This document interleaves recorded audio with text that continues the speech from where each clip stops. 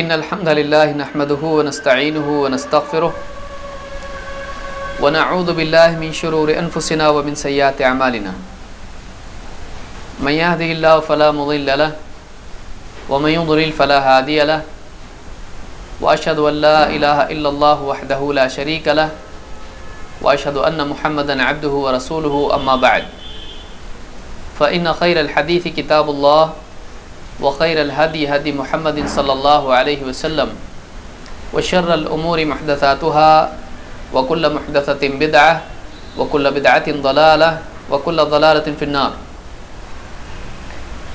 قال جل وعلا وكان فضل الله عليك عظيما. اللہ تعالیٰ نے اپنے نبی محمد عربی صلی اللہ علیہ وسلم کو دنیا اور آخرت میں دوسری مخلوقات کے مقابلے میں اعلیٰ ترین مقام عطا فرمایا ہے.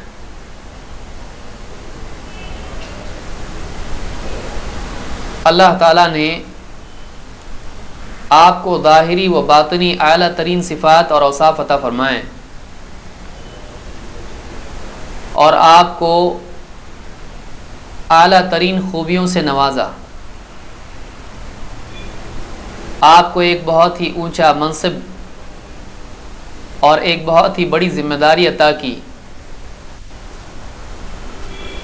کہ آپ اللہ تعالیٰ کی عبادت کے ساتھ ساتھ اللہ کے بندوں کو اللہ سے جوڑنے والے، اللہ کے اسلام کی طرف بلانے والے، اللہ تعالیٰ کی بندگی، اللہ کی عبادت کی تلقین کرنے والے بنے ہیں.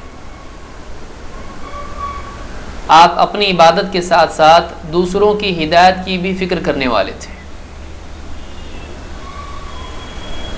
اور اس میں کوئی شک نہیں ہے کہ دعوتی اعتبار سے ایک انسان میں اعلیٰ ترین اوصاف کا ہونا ضروری ہے. اللہ تعالیٰ نے اللہ کے نبی صلی اللہ علیہ وسلم کو تمام ظاہری و باطنی کمالات عطا فرمائے تھے، اور اللہ تعالیٰ نے تمام نبیوں کو خصوصیات عطا فرمائیں. ہر نبی کو معجزہ دیا، اور ان کو بھی اللہ تعالیٰ نے بہترین انسان اپنے دور کے اعتبار سے بنایا. ہر نبی اپنے دور کے انسانوں میں سب سے بہتر انسان تھے. وہ اللہ تعالیٰ کا انتخاب تھے. اللہ نے ان کو دوسرے بندوں کے مقابلے میں چنا تھا، اور اللہ تعالیٰ نے بہت بڑی بڑی نعمتیں ان کو عطا کی تھیں، بہت ساری صفات عطا کی تھیں، بہت ساری خصوصیات عطا کی تھیں جو دوسرے بندوں کو اللہ نے نہیں دی. لیکن ان تمام ادوار کے نبیوں اور رسولوں کو جمع کر دیا جائے، سب کے سب ایک ساتھ جمع ہوں، تو ان میں فضیلت اور مقام کے اعتبار سے، کمالات کے اعتبار سے ایک نبی دوسرے سے بڑا ہوا ہے. تلک الرسل فضلنا بعضهم علی بعض. اللہ نے کہا کہ یہ رسول ہیں، انہیں ہم نے بعض کو بعض پر فضیلت دی ہے. ان میں سے بعض کو بعض پر فضیلت ہے. سارے نبی، سارے رسول برابر مقام اور مرتبے والے نہیں ہیں، سب کے سب برابر نہیں ہیں، بلکہ اللہ کے ہاں بندوں میں تفاوت اور فرق ہوتا ہے. ایک بندہ بہت ہی اونچا ہے، کوئی اور بندہ ہے جو اس سے بھی اونچا ہے. ان اکرمکم عند اللہ اتقاکم. تم میں سے اللہ کے نزدیک زیادہ اکرام کے لائق وہ ہے جو زیادہ تقوی والا ہے، جو اللہ سے زیادہ ڈرنے والا ہے، جو شریعت کا زیادہ پابند ہے، جو آزادی کی بجائے پابندی کو اختیار کیے ہوئے ہے، اللہ کی مرضیات کو پورا کرنے والا ہے. تو ایک بندے میں اور دوسرے بندے میں فرق ہوتا ہے، مقام کے اعتبار سے، صفات کے اعتبار سے، انجام کے اعتبار سے. اسی طرح سے اللہ کے رسولوں میں اور نبیوں میں بھی فرق ہے. ایک نبی دوسرے نبی سے، ایک رسول دوسرے رسول سے بڑا ہوا ہے. یہی بات قرآن کریم کی اس آیت میں اللہ نے فرمائی، تِلْكَ الرُّسُلُ فَضَّلْنَا بَعْضَهُمْ عَلَى بَعْضٍ. یہ رسول ہیں، ان میں سے ایک کو ہم نے دوسرے پر فضیلت دی ہے. اور ہر ایک کو اللہ تعالیٰ نے بعض ایسے اوصاف عطا فرمائے جو دوسرے کو نہیں دیے. لیکن آخری اعتبار سے، مقام اور مرتبے کے اعتبار سے کون سب سے افضل ہے، یہ سوال انسانیت کے ذہن میں کھٹکتا رہے گا. سب کے سب اچھے ہیں، اس میں کوئی شک نہیں ہے. عام انسانوں سے سب اعلیٰ ہیں، اس میں کوئی شک نہیں ہے. لیکن انسان چاہتا ہے کہ معلوم کرے ان میں سب میں بہتر کون ہے، سب میں اعلیٰ کون ہے، سب میں افضل کون ہے. اللہ تعالیٰ نے قرآن کریم میں اور اللہ کے نبی صلی اللہ علیہ وسلم نے اپنی احادیث میں اور اسی طرح سے اللہ کی طرف سے ہونے والے بعض واقعات میں اس بات کا اشارہ بلکہ صراحت ہم کو ملتی ہے کہ واقعی اللہ کے نبی صلی اللہ علیہ وسلم تمام نبیوں اور رسولوں کے مقابلے میں افضل ہیں. آپ ان کے امام ہیں، آپ ان کے سید ہیں. اسی لیے پچھلے درس میں ہم نے دیکھا کہ اللہ کے نبی صلی اللہ علیہ وسلم جب معراج میں گئے تو مسجد اقصی میں جب نماز پڑھنے کا وقت آیا، جب وہاں نماز پڑھی گئی تو آپ صلی اللہ علیہ وسلم ہی تھے جو امامت کے اعتبار سے آگے بڑھے. باقی جتنے نبی اور رسول تھے سب کے سب اللہ کے رسول صلی اللہ علیہ وسلم کی امامت میں نماز پڑھنے والے تھے. آپ امام تھے اور باقی سب کے سب مقتدی. یہ خود اللہ کی طرف سے اس بات کی دلیل تھی کہ اللہ کے نبی صلی اللہ علیہ وسلم سارے نبیوں کے امام ہیں. یہ دنیاوی اعتبار سے ایک اجتماع تھا جو قیامت سے پہلے تھا. نبیوں کے اور رسولوں کے اس اجتماع میں اللہ کے نبی صلی اللہ علیہ وسلم سب کے امام تھے.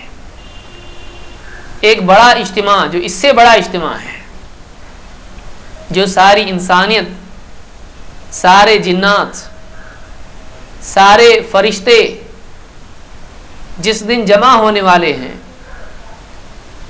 اس اجتماع میں سب سے افضلیت، سب سے زیادہ افضل کون ہوگا، اس کا اظہار اللہ کے ہاں سے ہوگا.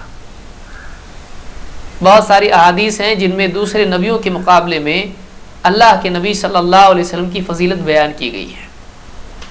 آج کے درس میں اسی عنوان کے تحت کچھ باتیں ہم دیکھیں گے کہ اللہ کے نبی صلی اللہ علیہ وسلم کے فضائل قیامت کے دن کیا ہیں اور آپ کی فضیلت قیامت کے دن کس طرح سے ظاہر ہونے والی ہے. جنت میں آپ کا کیا مقام ہے، حشر میں آپ کا کیا مقام ہے. سب سے پہلی بات یہ کہ قیامت کے میدان میں جس دن سارے انسان جمع ہونے والے ہیں، جس میں نیک بھی ہوں گے اور برے بھی، جس میں نبی بھی ہوں گے اور رسول بھی، جس میں انسان بھی ہوں گے جنات بھی، سارے لوگ اپنی قبروں سے باہر نکالے جائیں گے. قبریں پھٹیں گی اور قبروں سے لوگ باہر آئیں گے اور پھر اس کے بعد ان کا حساب شروع ہوگا. اللہ کے رسول صلی اللہ علیہ وسلم نے فرمایا، انا اول من تنشق عنہ الارض، میں وہ پہلا انسان ہوں جس سے قبر پھٹے گی. سب کے سب قبروں میں دفن ہیں اور قبریں قیامت کے دن کھلیں گی اور قبر والے قبروں سے باہر نکلیں گے. تو وہ پہلا کون ہے کہ جس کی قبر سب سے پہلے پھٹے گی. ابو داؤد، ترمذی اور ابن ابی عاصم کی السنہ میں اللہ کے نبی صلی اللہ علیہ وسلم کی حدیث موجود ہے. آپ نے فرمایا، انا اول من تنشق عنہ الارض، کہ پہلا انسان جس کی قبر پھٹے گی. انشق کے معنی ہوتے ہیں شق ہونا، دو ٹکڑے ہونا یا پھٹ جانا. پہلا انسان جس کی قبر پھٹے گی، کھلے گی، وہ میں ہوں. یعنی سب سے پہلے قبر میں سے آپ کی قبر پھٹے گی اور آپ باہر آئیں گے. یہ صحیح روایت ہے. مسلم کے الفاظ میں ہیں، آپ نے فرمایا، وَأَوَّلُ مَنْ ینشق عنہ القبر، کہ پہلا انسان جس کی قبر کھلے گی پھٹے گی تو وہ میں ہی ہوں گا۔ تو سب سے پہلے قیامت کے دن میدان حشر میں اپنی قبر سے باہر آنے والے اللہ کے نبی صلی اللہ علیہ وسلم ہوں گے۔ اسی طرح سے آپ یہ مسلم کی روایت ہے، اسی طرح سے قیامت کے دن دوسری فضیلت آپ کی یہ ہے کہ آپ کے متبعین، آپ کے ماننے والے، آپ کی اتباع کرنے والے، آپ پر ایمان لانے والے دوسرے نبیوں کے مقابلے میں ماننے والے آپ کے زیادہ ہوں گے۔ ہر نبی کے کچھ ماننے والے ہوں گے، کچھ نبی ایسے ہوں گے جن کے ماننے والے ایک دو ہوں گے، اور کوئی نبی ایسا بھی ہوگا جس کی بات کسی نے مانی نہیں۔ لیکن اللہ کے نبی صلی اللہ علیہ وسلم کی دعوت کی قبولیت کا معاملہ یہ ہوگا کہ آپ فرماتے ہیں قیامت کے دن سب سے زیادہ متبعین، ماننے والے، پیروی کرنے والے، اتباع کرنے والے، فالو کرنے والے میرے ہوں گے۔ آپ فرماتے ہیں انا اکثر الانبیاء تبعا یوم القیامہ، قیامت کے دن سارے نبیوں میں سب سے زیادہ جس کی پیروی کی جائے، جس کے ماننے والے ہوں گے وہ میں ہوں گا۔ قیامت کے دن سب سے زیادہ اتباع کرنے والے لوگ میرے ہوں گے۔ تو قیامت کے دن اللہ کے نبی صلی اللہ علیہ وسلم کے فضائل میں سے یہ بھی ہے کہ آپ کی بات ماننے والے سارے نبیوں کے مقابلے میں زیادہ ہوں گے۔ آپ کی امت دوسری تمام امتوں سے بڑی ہوگی۔ تیسری فضیلت اللہ کے رسول صلی اللہ علیہ وسلم کی ہے کہ قیامت کے دن آپ کو حوض کوثر عطا ہوگا، جس سے آپ کے حوض پر امتی آئیں گے، اور ایمان والے صالحین کو جو بدعتوں سے بچے ہیں حوض کوثر سے پانی پینے ملے گا۔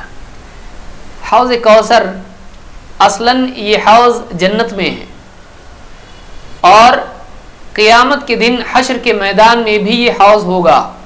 علماء نے کہا کہ اصلاً یہ جنت میں ہے، لیکن اس کا تعلق حشر کے میدان سے بھی ہوگا، وہیں سے پانی اس حوض میں آئے گا، اور ایمان والے، سنت کی اتباع کرنے والے، بدعت سے بچنے والے اس حوض کا پانی پینے کی توفیق ان کو ملے گی۔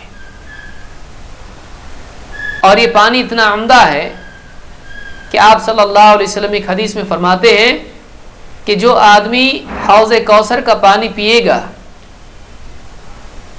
وہ پانی اتنا عمدہ اور پاکیزہ ہے، اس کا اثر یہ ہے کہ وہ کبھی بھی پیاسا نہیں ہوگا۔ اس پانی کے پینے کے بعد ہمیشہ ہمیشہ کے لیے پیاس کی کیفیت اس سے مٹ جائے گی، وہ کبھی پیاسا نہیں ہوگا۔ اتنا عمدہ پانی حوض کوثر کا ہے۔ یہ حوض اللہ تعالیٰ نے اللہ کے نبی صلی اللہ علیہ وسلم کو عطا کیا ہے۔ قرآن کریم میں بھی اللہ تعالیٰ نے آیت نازل کی، انا اعطیناک الکوثر، انا اعطیناک الکوثر، اے نبی ہم نے آپ کو الکوثر عطا کیا ہے۔ یہ الکوثر کیا ہے؟ اگر آپ ڈکشنری کھولیں تو آپ کو الکوثر کے معنی میں کثرت کے معنی ملیں گے۔ علماء نے کہا ہے کہ الکوثر کے معنی ہیں خیر کثیر، بہت زیادہ خیر۔ اگر معنوی اعتبار سے دیکھا جائے تو اس حوض کے علاوہ بھی اللہ تعالیٰ نے آپ کو خیر کثیر عطا فرمائی۔ آپ کو اللہ تعالیٰ نے ظاہری و باطنی اوصاف عطا فرمائے۔ بچپن سے اللہ تعالیٰ نے آپ کی تربیت کی، آپ کی حفاظت کی، اور اللہ تعالیٰ نے آپ کو سب کچھ عطا فرمایا جس کی آپ کو ضرورت تھی۔ آپ کو اللہ نے نبوت دی، اللہ نے آپ کو علم و حکمت دیا، اللہ تعالیٰ نے آپ کو قرآن دیا، اللہ تعالیٰ نے آپ کی نصرت کی، اللہ تعالیٰ نے آپ کو اپنے دشمنوں کے مقابلے میں غالب کیا، اللہ تعالیٰ نے آپ کے ہاتھ پر مکہ فتح کیا جہاں سے آپ کو نکالا گیا تھا۔ اللہ تعالیٰ نے آپ کی زندگی میں پورے عرب کو اسلام میں آنے کی توفیق دی۔ آپ کو بہترین اصحاب اللہ تعالیٰ نے عطا فرمائے جو آپ کے بعد آپ کے دین کی حفاظت کرتے رہے۔ آپ کو بہترین بیویاں اللہ تعالیٰ نے دی کہ جنہوں نے آپ کے بعد بھی آپ کی گھریلو زندگی کو لوگوں کے سامنے بیان کیا۔ اللہ نے آپ کو بہت کچھ دیا، اللہ تعالیٰ نے آپ کے سامنے لوگوں کو اسلام میں آنے کی توفیق دی. آپ کی نگاہوں نے دیکھا کہ باطل ٹوٹ گیا. قل جاء الحق وزهق الباطل ان الباطل كان زهوقا. اللہ نے آپ کے سامنے ہی باطل کو مغلوب کیا اور حق کو غالب کیا. اللہ نے آپ کو اتنی طاقت دی کہ آپ کی مخالفت کرنے والے آپ کے سامنے جھک گئے, ان کا دم ٹوٹ گیا, ان کی طاقت زمین پر آ گئی. اللہ نے آپ کو بہت اونچا مقام عطا فرمایا. لیکن اس کے ساتھ ساتھ اللہ تعالیٰ نے آپ کو ایک ایسا حوض عطا فرمایا کہ جس کا پانی اتنا عمدہ اور اعلیٰ ہے کہ وہ انسان کی پیاس کو ہمیشہ ہمیشہ کے لیے مٹا دیتا ہے.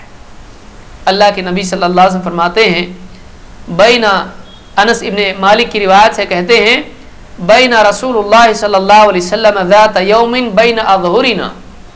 ایک دن اللہ کے نبی صلی اللہ علیہ وسلم ہمارے سامنے تشریف رکھتے تھے.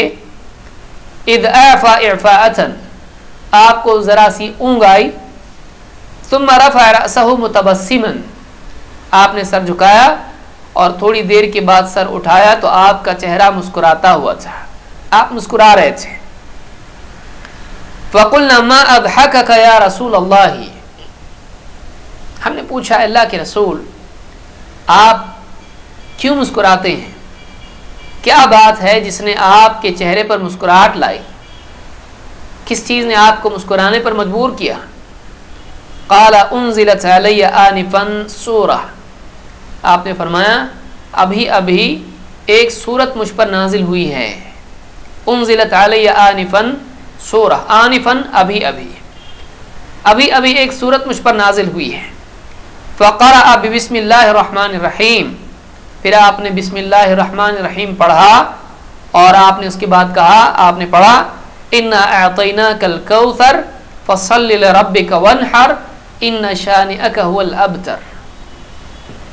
اے نبی ہم نے آپ کو الکوثر عطا کیا ہے, لہذا آپ فصل لربک وانحر شکر کے طور پر اور اللہ کے حکم کی تعمیل میں آپ فصل لربک اپنے رب کے لیے نماز ادا کرتے رہیں, وانحر اور قربانی کرتے رہیں.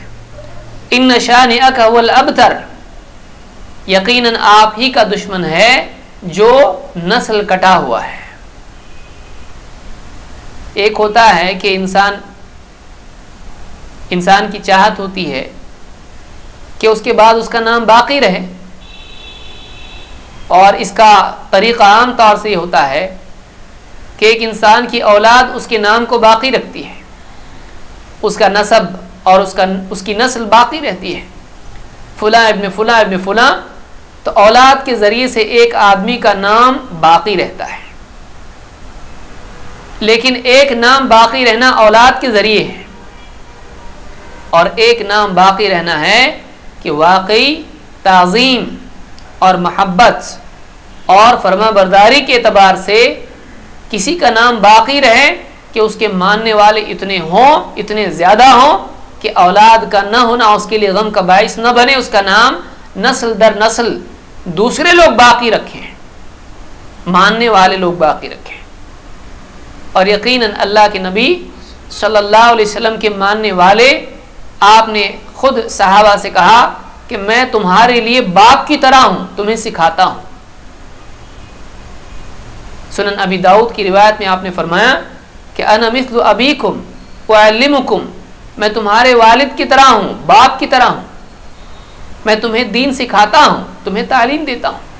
پیشاب پاخانہ, کھانا پینا, ہر چیز جیسے ایک باپ اپنی اولاد کو سکھاتا ہے کس ہاتھ سے کھانا کھانا ہے, کھانے سے پہلے بسم اللہ بولنا ہے, پیشاب کی صفائی کا طریقہ کیا ہے, کیا کرنا چاہیے کیا نہیں کرنا چاہیے, کیا نقصان ہے کیا فائدہ ہے. اللہ کے نبی صلی اللہ علیہ وسلم نے اپنے پیچھے کوئی نر اولاد نہیں چھوڑی.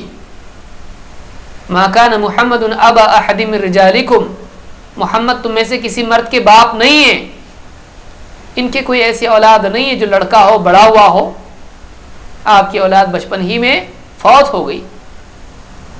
لیکن آپ صلی اللہ علیہ وسلم نے اپنے پیچھے ایک ایسی امت چھوڑی کہ جو نسل در نسل اللہ کے نبی صلی اللہ علیہ وسلم کا تذکرہ اپنی اولاد میں چھوڑتے چلے جائیں گے، اور آپ کا نام آج 1400 سال گزر جانے کے بعد بھی باقی ہے، اور نہ صرف باقی ہے بلکہ اسی عظمت، اسی محبت اور اسی تعظیم کے ساتھ، اسی احترام کے ساتھ باقی ہے۔ تو اللہ تعالیٰ نے فرمایا ان شانئک هو الابتر، یقیناً آپ کا دشمن ہے جو نسل کٹا ہوا ہے، اس کی نسل ختم ہو جائے گی، آپ کو ستانے والے مٹ جائیں گے، ان کا نام مٹ جائے گا، اور ان کا ماننے والا کوئی نہیں رہے گا، ان کا نام بھی لیا جائے گا تو برے طریقے سے لیا جائے گا۔ تاریخ ان کو رد کر دے گی، تاریخ بتا دے گی کہ برے کا انجام برا ہوتا ہے اور اچھے کا انجام اچھا ہوتا ہے۔ تاریخ ان کو ذلت کے ساتھ یاد کرے گی، اور آپ کا نام آئے گا لوگوں کی نگاہوں میں اور زیادہ عزت اور احترام پیدا ہوگا۔ آپ کا تذکرہ عزت اور احترام کے ساتھ ہوگا، آپ کے دشمنوں کا تذکرہ ہوگا تو وہ مٹے ہوئے لوگ، ہارے ہوئے لوگ، مغلوب لوگ، ذلیل لوگ کے طور پر ذکر کیے جائیں گے۔ ان شانئک هو الابتر، آپ کا دشمن ہی ہے، آپ کا مخالف ہے جو نسل کٹا ہوا ہے، ابتر اس کو کہتے ہیں، ابتر۔ تو یہاں پر اللہ کے نبی صلی اللہ علیہ وسلم نے یہ آیتیں پڑھی ہیں۔ ثم قال، پھر اس کے بعد آپ نے کہا اتدرون ما الکوثر، کیا تم جانتے ہو کوثر کیا ہے؟ کیا تمہیں معلوم ہے کوثر کیا ہے؟ فقلنا اللہ ورسولہ اعلم، ہم نے کہا اللہ اور اس کے رسول ہی بہتر جانتے ہیں، ہم کو کیا معلوم ہے، آپ ہی بتائیں، آپ ہم سے پوچھتے ہیں، آپ بتائیں ہم کو کہ کیا ہے، آپ جو بتائیں گے ہم ماننے کے لیے تیار ہیں۔ اللہ ورسولہ اعلم، اللہ اور اس کا رسول ہی بہتر جانتا ہے۔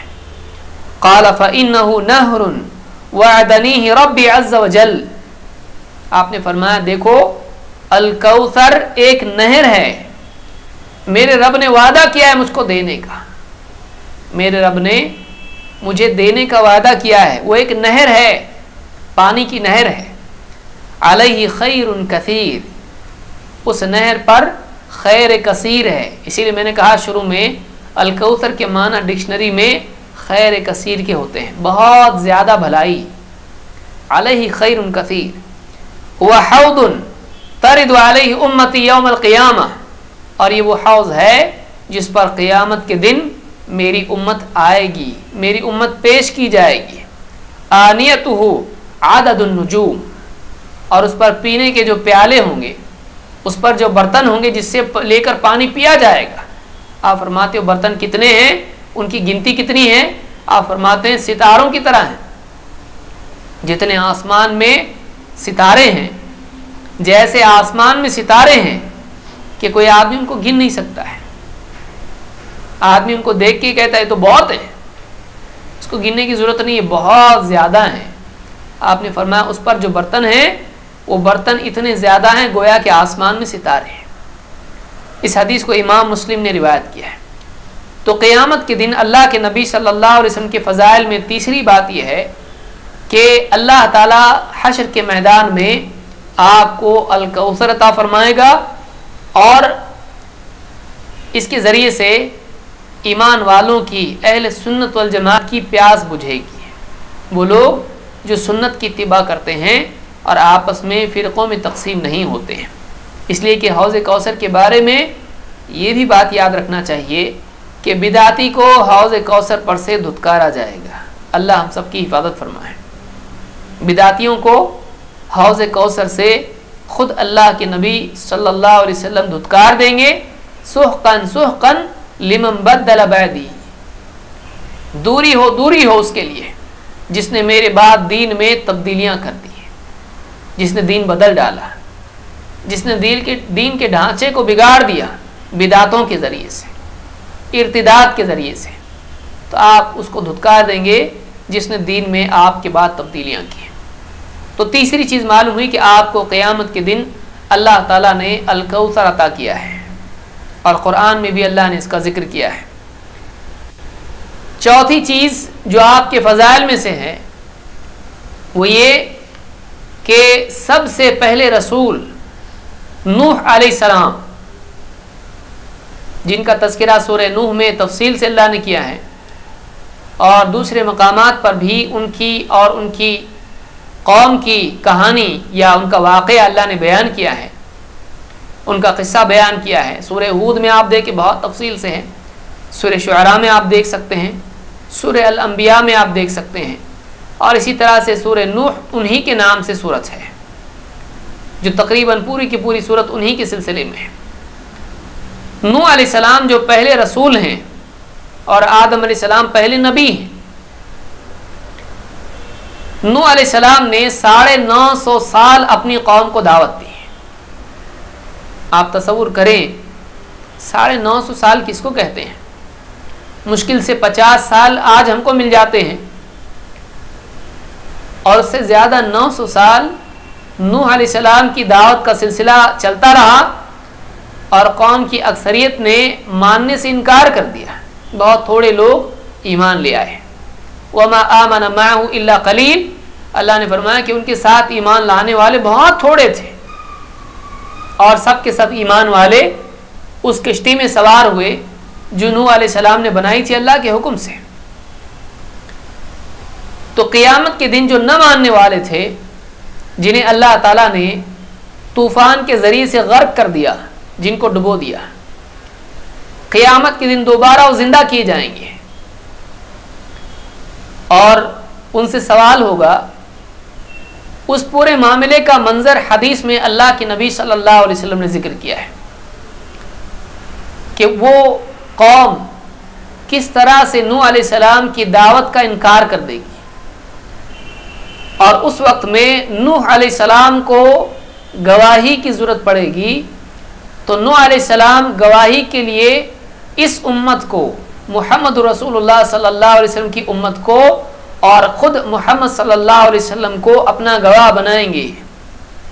یہ آپ کی بھی فضیلت ہے اور آپ کی امت کی فضیلت ہے۔ یہ محمد عربی صلی اللہ علیہ وسلم کی امت اور خود آپ کی فضیلت ہے کہ پہلا رسول اپنی دعوت، اپنی رسالت، تبلیغ کا حق ادا کرنے کی گواہی کے لیے خود اس امت کو اپنا گواہ بنائے گا، اور اس امت کے نبی کو گواہ بنائے گا۔ پورا واقعہ کیسا ہے؟ مختلف علماء نے، خود بخاری وغیرہ نے بھی اس کو ذکر کیا ہے، اور امام احمد نے تفصیل سے اس کو ذکر کیا ہے۔ اللہ کے رسول صلی اللہ علیہ وسلم فرماتے ہیں یجیء نوح وامته فیقول اللہ تعالی هل بلغت، قیامت کے دن نوح علیہ السلام کو اور ان کی امت کو لایا جائے گا۔ اللہ تعالی نوح علیہ السلام سے پوچھے گا هل بلغت، کیا تم نے دعوت پہنچائی؟ کیا تم نے اللہ کا پیغام اپنی قوم، اپنی امت تک پہنچا دیا؟ فیقول نعم ای رب، نوح علیہ السلام کہیں گے ہاں اللہ پہنچایا، میں نے پہنچایا۔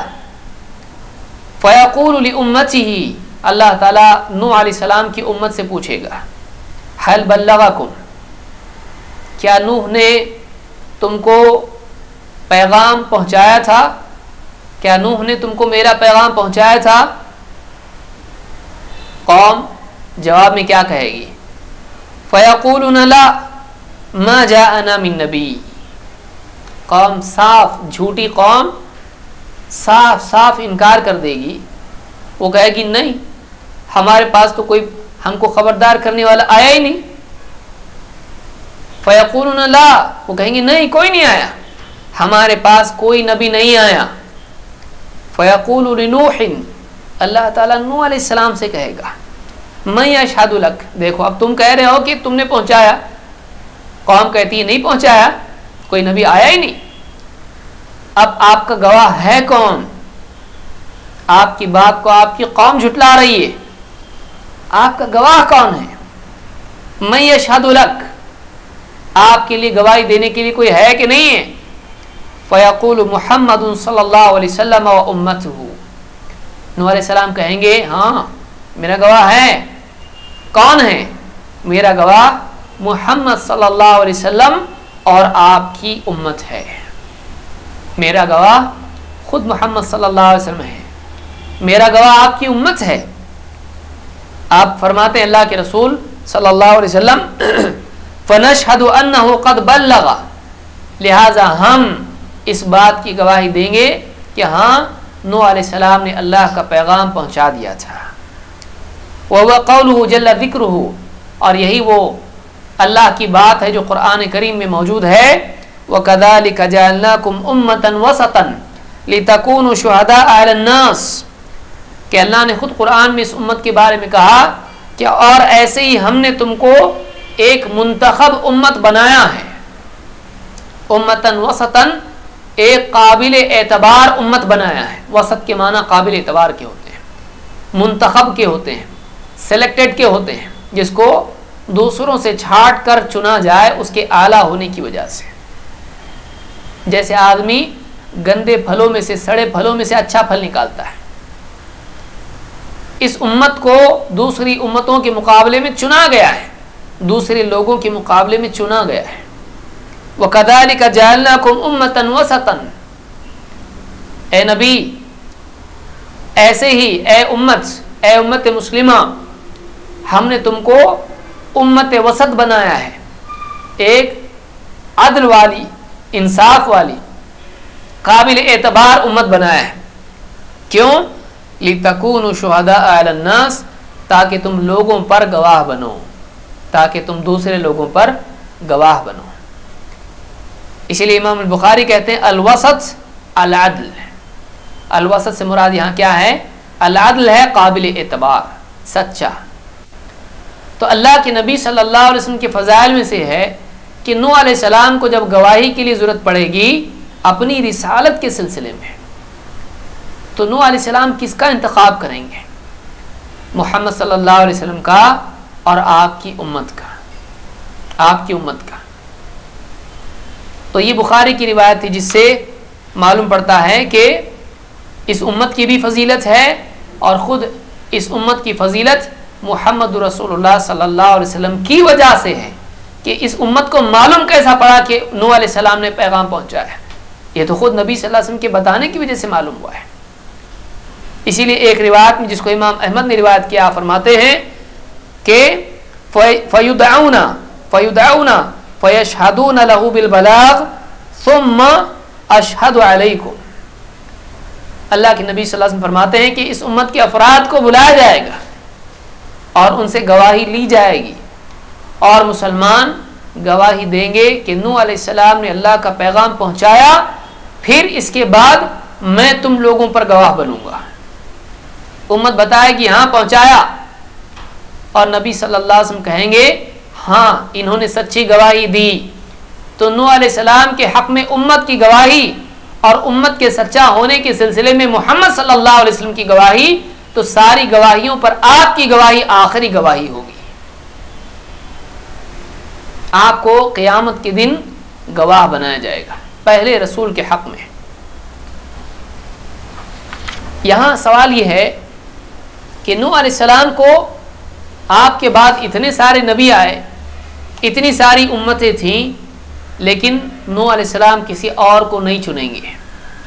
نوح علیہ السلام گواہی کے اعتبار سے سب سے افضل کو چنیں گے کہ سب سے مقرب، سب سے افضل کی گواہی ہے کہ ہاں میں نے پہنچایا، اب کوئی شبہ باقی رہ گیا، اب کوئی شک باقی ہے. سارے گواہ چھوڑو، سب سے اچھا گواہ دیکھو، سب سے سچا گواہ دیکھو کہ میں نے پیغام پہنچا دیا.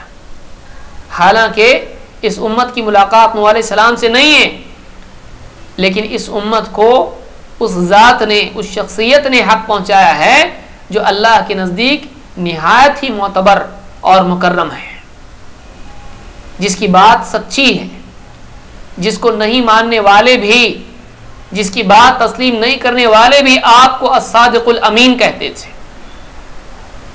کہ جب آپ کھڑے ہوئے صفا کی پہاڑی پر، کہا اگر میں کہوں کہ اس پہاڑی کے پیچھے ایک لشکر ہے اور وہ حملے کے لیے تیار ہے، اگر میں کہوں تو تم کیا کہو گے؟ لوگوں نے کہا کہ بالکل ہم آپ کی بات کو مانیں گے، ہم نے آپ سے کبھی جھوٹ کا تجربہ نہیں کیا ہے، آپ سے ہم کو جھوٹ کا ایکسپیرینس نہیں ہے، ہم نے کبھی آپ کو جھوٹ بولتا ہوا نہیں پایا. اتنا سچا کہ آپ کو جھٹلانے والے بھی آپ کو سچا مانتے تھے. آخری نبی خاتم النبیین نوح علیہ السلام کے حق میں گواہ بنیں گے. بلکہ بعض روایتوں سے بات معلوم ہوتی ہے کہ نوح علیہ السلام کے ساتھ ساتھ باقی تمام نبی بھی اللہ کے نبی صلی اللہ علیہ وسلم کو اپنا گواہ بنائیں گے. آئیے دیکھتے ہیں اس بارے میں کیا روایت ہے. مسند احمد، نسائی، ابن ماجہ کی ایک روایت ہے. اللہ کے نبی صلی اللہ علیہ وسلم فرماتے ہیں یجیء النبی ومعہ الرجلان، ایک نبی لایا جائے گا، کوئی نبی آئے گا اور اس نبی کے ساتھ 2 آدمی ماننے والے ہوں گے. وَيَجِيءُ النَّبِيُّ وَمَعَهُ الثَّلَاثَةُ وَأَكْثَرُ مِنْ ذَلِكَ وَأَقَلُّ، کوئی نبی آئے گا اس کے ساتھ 3 آدمی ہوں گے، کوئی نبی آئے گا اس کے ساتھ 3 سے کم، کسی کے ساتھ 3 سے زیادہ. اس طرح کوئی نبی 1 2 3 یا زیادہ لوگ نبیوں کے ساتھ آتے چلے جائیں گے قیامت کے دن، ان کے ماننے والے. فَيُقَالُ لَهُ هَلْ بَلَّغْتَ قَوْمَكَ، نبی سے پوچھا جائے گا کہ کیا تم نے اپنی قوم کو اللہ کے پیغام کی تبلیغ کی تھی، پیغام پہنچایا تھا؟ فَيَقُولُ نَعَمْ، وہ نبی کہیں گے ہاں، ہر نبی کہے گا ہاں میں نے پہنچایا. فَيُدْعَىٰ قَوْمُهُ، ان کی قوم بلائی جائے گی. فَيُقَالُ هَلْ بَلَّغَكُمْ، ان سے پوچھا جائے گا کیا اس نبی نے تم کو پیغام پہنچایا؟ فَيَقُولُونَ لَا، وہ کہیں گے نہیں، ہم کو نہیں پہنچایا. صاف انکار کر دیں گے، ہم کو نہیں پہنچایا. فَيُقَالُ مَن يَشْهَدُ لَكَ، نبی سے پوچھا جائے گا تمہارے لیے گواہ ہے کوئی؟ فَيَقُولُ مُحَمَّدٌ وَأُمَّتُهُ، ہر نبی کہے گا کہ میرا گواہ محمد صلی اللہ علیہ وسلم ہے اور آپ کی امت ہے. فَتُدْعَىٰ أُمَّةُ مُحَمَّدٍ،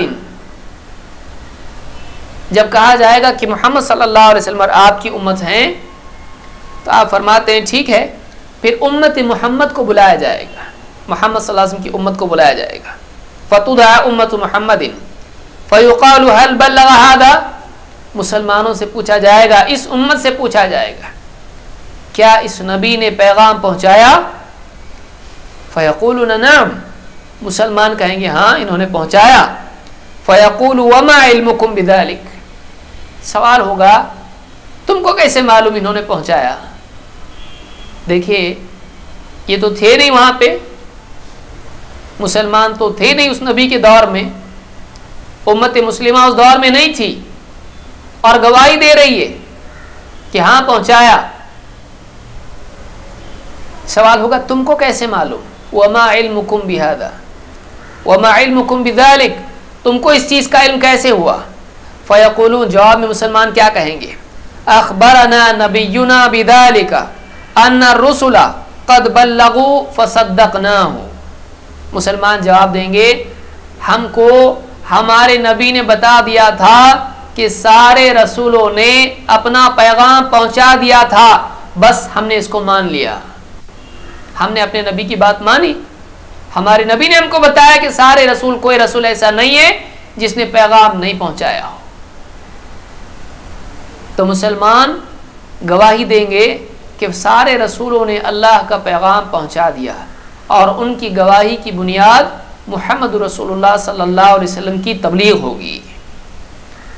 قال فذلكم قوله تعالى وكذلك جعلناكم أمة وسطا لتكونوا شهداء على الناس ويكون الرسول عليكم شهيدا، اور آپ نے فرمایا یہی اللہ کا کلام ہے، یہی اللہ نے خبر دی ہے کہ ہم نے اے امت، ہم نے امت محمدیہ کو امت وسط بنایا ہے، قابل اعتبار امت بنایا ہے تاکہ تم لوگوں پر گواہ بن جاؤ، تاکہ تم لوگوں پر گواہ بن جاؤ اور رسول تم پر گواہ بنے، رسول تم پر گواہ بنے. اس کو امام احمد، نسائی، ابن ماجہ نے روایت کیا اور یہ صحیح حدیث ہے. اس سے یہ بات معلوم ہوتی ہے کہ سارے نبیوں اور رسولوں کی تبلیغ پر امت محمدیہ کی گواہی مقبول ہوگی.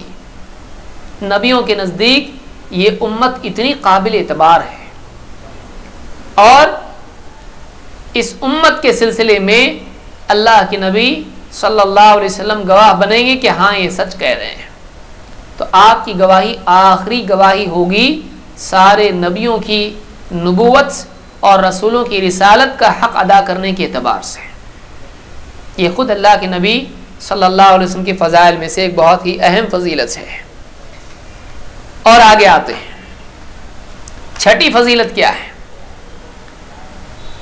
قیامت کے دن اللہ کے نبی صلی اللہ علیہ وسلم کو جھنڈا عطا کیا جائے گا، اور سارے نبی آپ ہی کے جھنڈے تلے ہوں گے.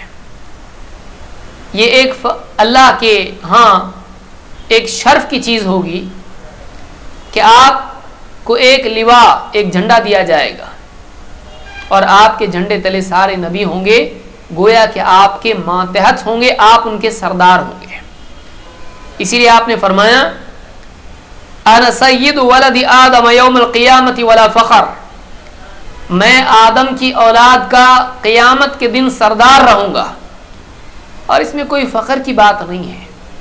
میں جو کہہ رہا ہوں یہ بطور فخر نہیں کہہ رہا ہوں، یہ بطور تبلیغ بات کہی جا رہی ہے تاکہ لوگوں کو واقعی حقیقت معلوم ہو کہ قیامت کے دن کیا ہونے والا ہے، تاکہ آپ کی عظمت، آپ کا فضل اور ایمان کے اعتبار سے آپ کی حقیقت لوگوں کو معلوم ہو.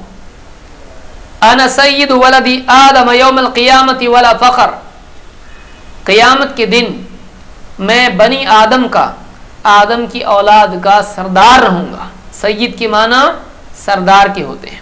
ولا فخر، اور فخر کی بات نہیں ہے، یعنی یہ بات میں بطور فخر دوسروں کو چھوٹا بتانے کے لیے نہیں کہہ رہا ہوں، گھمنڈ کے طور پر نہیں کہہ رہا ہوں، بطور شکر اور بطور وَأَمَّا بِنِعْمَةِ رَبِّكَ فَحَدِّثْ، اپنے رب کی نعمت کو بیان کر، اپنے رب کی نعمت بیان کر رہا ہوں، بطور شکر، بطور تبلیغ کہہ رہا ہوں.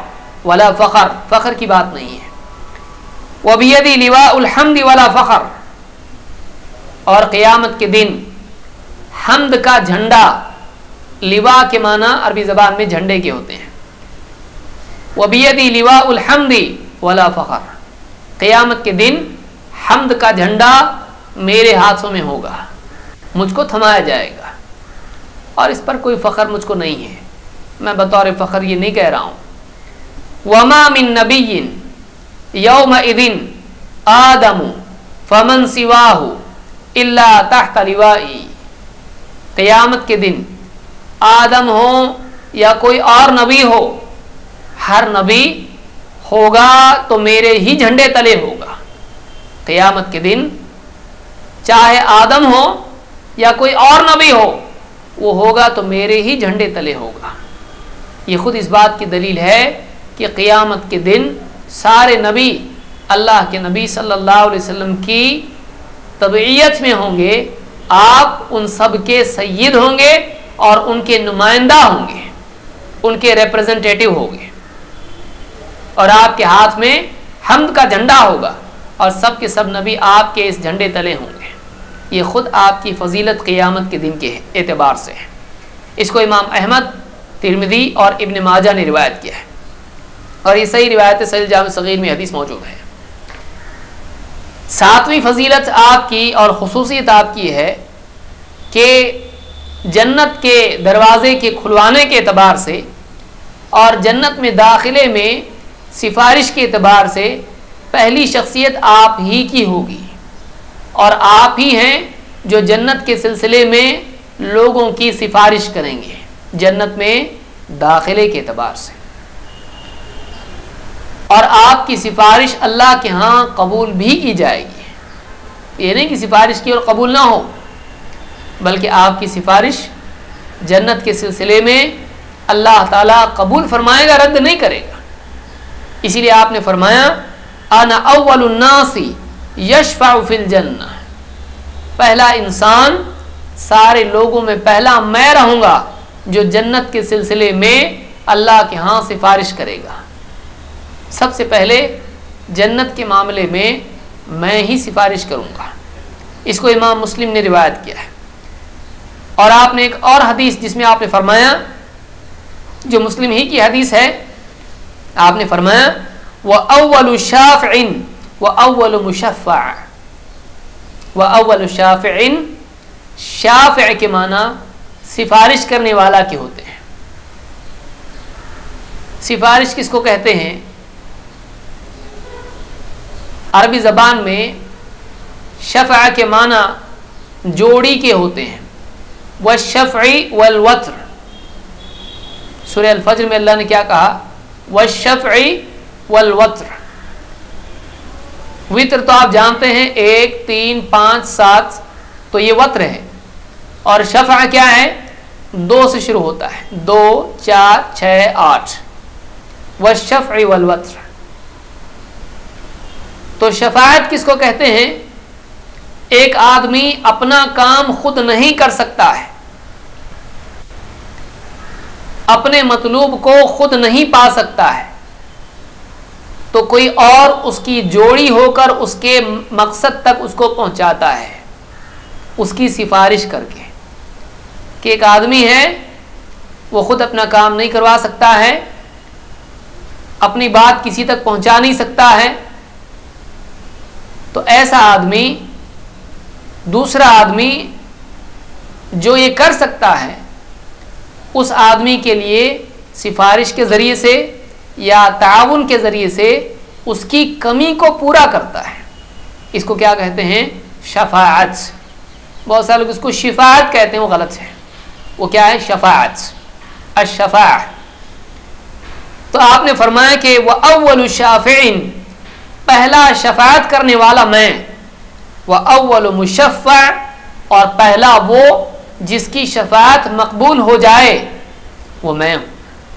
یہ نہیں کہ شفاعت آپ کریں گے اور قبول نہ ہو، آپ کی سفارش قبول بھی ہوگی۔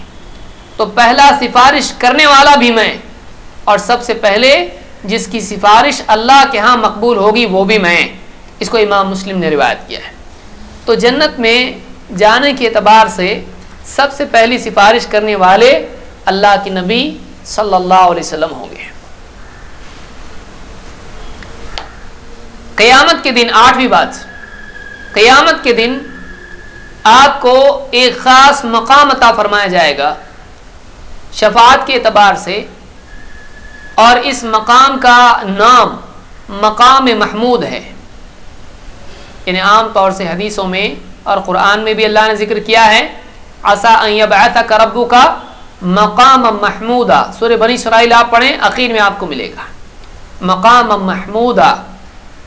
محمود تعریف کے لائق، جس کی حمد کی گئی ہو۔ مقام مرتبہ، جگہ، پوزیشن، ایسی پوزیشن جو قابل تعریف ہو، بہت ہی حمد والی ہو۔ مقام محمود آپ کو قیامت کے دن دیا جائے گا۔ اللہ کے نبی صلی اللہ علیہ وسلم فرماتے ہیں، ابن عمر کی روایت ہے، ابن عمر فرماتے ہیں ان الناس یصیرون یوم القیامت جثن، لوگ قیامت کے دن جثن، گروہ گروہ، بھیڑ کی بھیڑ، قیامت کے دن چلیں گے، لائے جائیں گے، آئیں گے۔ کل امت تتبع نبیہا، ہر امت اپنے اپنے نبی کے پیچھے پیچھے چلے گی، تابع ہوگی۔ یقولون یا فلان اشفع، یا فلان اشفع، ہر امت اپنے نبی سے کیا کہے گی؟ اے فلاں، او ہمارے نبی ہماری سفارش کیجیے، او ہمارے نبی ہماری سفارش کیجیے۔ یا فلان اشفع حتی تنتہی الشفاعت الی النبی صلی اللہ علیہ وسلم۔ امتیں اپنے نبیوں سے کہیں گی، ایک نبی دوسرے سے، ایک امت دوسرے نبی سے، ایک کے پاس سے دوسرے تک ہوتے ہوتے ہوتے ہر نبی دوسروں کے پاس بھیجے گا، اور پہنچتے پہنچتے پہنچتے لوگ آئیں گے سفارش کے لیے کہاں؟ محمد عربی صلی اللہ علیہ وسلم کے پاس، آپ کی خدمت میں لوگ حاضر ہوں گے۔ آپ فرماتے ہیں حتی تنتہی الشفاعت الی النبی صلی اللہ علیہ وسلم۔ ابن عمر کہتے ہیں یہاں تک کہ شفاعت ہوتے ہوتے اللہ کے نبی صلی اللہ علیہ وسلم تک آ کے رک جائے گی۔ یہ گزارش، ریکویسٹ، مطالبہ آخر میں ہوگا تو کس سے ہوگا؟ اللہ کے نبی صلی اللہ علیہ وسلم سے۔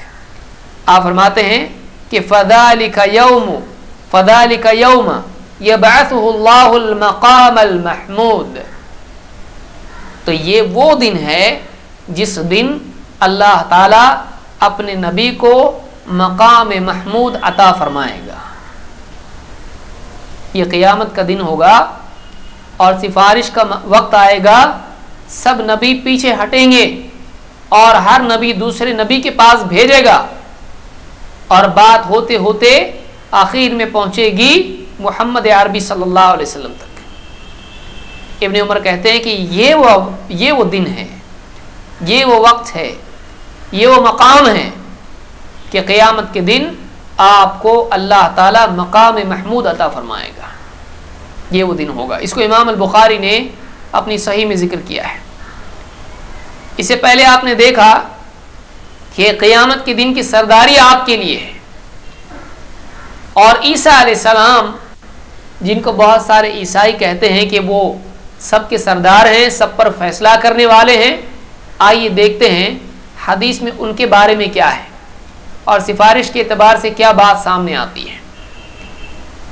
اللہ کے رسول صلی اللہ علیہ وسلم فرماتے ہیں انا سید ولد آدم یوم القیامہ، قیامت کے دن بنی آدم کا سردار میں ہوں گا۔ اس کو آپ دیکھ چکے ہیں، یہ مسلم کی روایت ہے۔